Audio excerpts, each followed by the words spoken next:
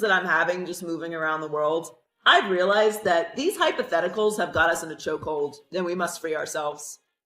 We must free ourselves from these hypotheticals. It doesn't matter.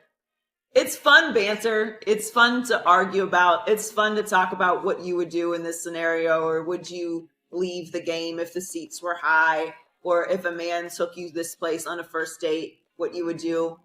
And I'm telling you, like, every interaction that I have with people now, in some way or another, these things come up. And at the end of the day, it's two things. One, I don't have these conversations in real life with men or anyone. These scenarios do not pop up for me. I don't deal with them. These are other people's problems, and I respect that people have these issues, but they aren't my issues. So all I can tell you is what I think I would do, because they don't apply to me. But also, can we just keep it a buck? If they're fine enough, if they're funny enough, or if their financial status is what you want, fine, funny, fucking money. What the? You're throwing all boundaries, standards, all that shit you talked on Instagram about how you would never, and this woman ain't because women this and men this. And you're moving forward with this person. We must free ourselves. Pass, pass, pass, pass, pass, pass, pass, pass, pass.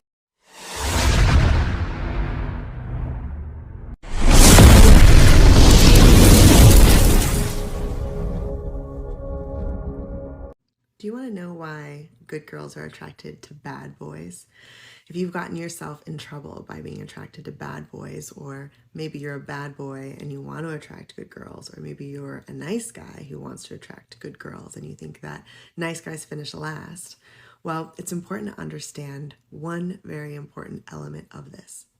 We tend to be attracted to qualities that we and ourselves repress. So if I'm a good girl and I'm repressing my bad girl qualities, I'm more likely to be attracted to a bad boy.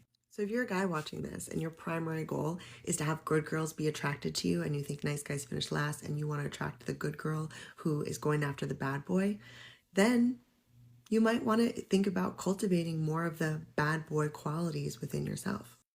But here's the thing about those bad boy qualities. It's not the things that will actually get you into trouble and potentially ruin your life that women are attracted to. Women are attracted to what Karen Brody calls in her book, Open Her, dark night energy, night with a K. This is the energy of the man who is willing to push the edges, push the boundaries. This man isn't afraid to do something a little bit dangerous. But you really can determine what that means for you. You don't have to break the law or do something stupid. Do something that's a little bit uncomfortable. Do something that's a little bit crazy, that's a little bit out there. Get outside your comfort zone.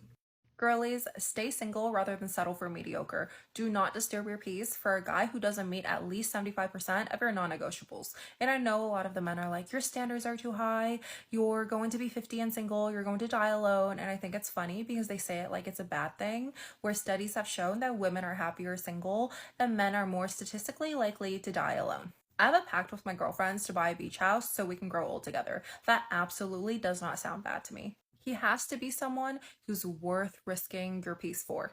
I will say though, when I was younger, I had a bunch of really unrealistic requirements for guys that were more things on the surface, or I was just really delusional and I wanted the perfect guy without being the perfect girl. But as I got older and I got to know myself more, I realized that the perfect guy for me is just someone with shared values whose strengths and weaknesses complemented mine. See a girl on TikTok complaining about I can't get a guy to take me seriously, or this guy ghosted me, or blah, blah, and blah, I laugh. Because I'm like, you picked the wrong guy. It's probably a dude that a bunch of other girls. You were too stupid to identify to see if he was a player or not, even though you've other players and you should know by now. But women don't understand that, okay, this guy's probably not a good long-term partner. I shouldn't get with him. He's too attractive. He's too charming, etc. This is why arranged marriages worked for so long, because women suck at picking their own boyfriends most of the time.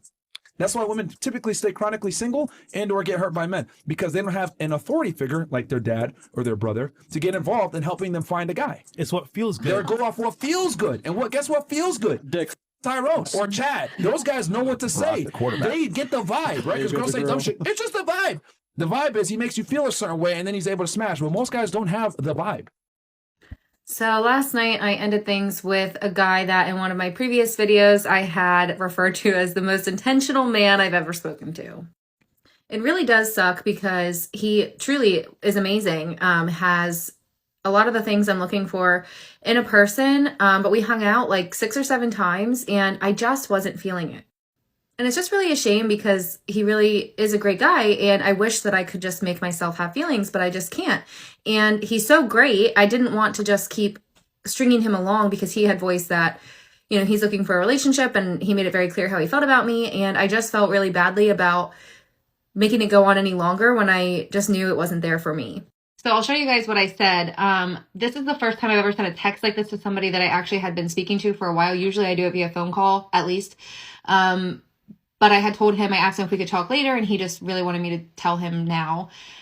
So I sent him a text, and I just said, I'm not even sure what to say. I just think I need to let you go. You're seriously amazing and one of, if not the most intentional guy I've ever talked to. You truly deserve someone great. I just don't think that person is me. I'm really sorry. I have sent texts like this before, but usually it's with people that, like, you know, we went on 1 or 2 dates, and it wasn't anything like, not that this was serious, but you know what I mean. It just wasn't anything that really deserved like a phone call. This, like, I would have talked to him on the phone about it if he wanted to, but he just responded and said, I respect your decision. And that was that. And it really just got me to thinking, because usually we talk about how when stuff like this happens and we're on the opposite end of this, like the receiving end of it, it's like, man, what happened? We want to know why. We want to know like all the details. I'm guilty of that 100%. But in this case, if he had asked me for more details, I really don't know that I would have been able to give him many. Besides, it just wasn't there for me. And I know that's hard, but it just kind of gave me a new perspective being on this side of it, how men have talked to me in the past and just said, you know, they're just not feeling it. And it's a shame, but there's really nothing you can do. It's just the name of the game. All it takes is one. So we're back out here again.